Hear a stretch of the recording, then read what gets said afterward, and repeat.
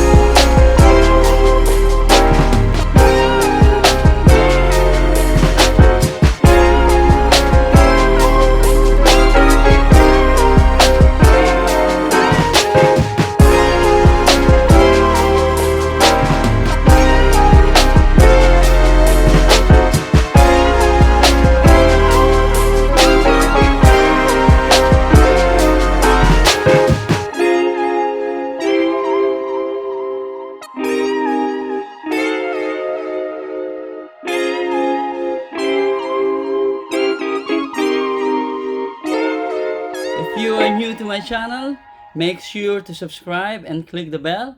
I post new videos every week.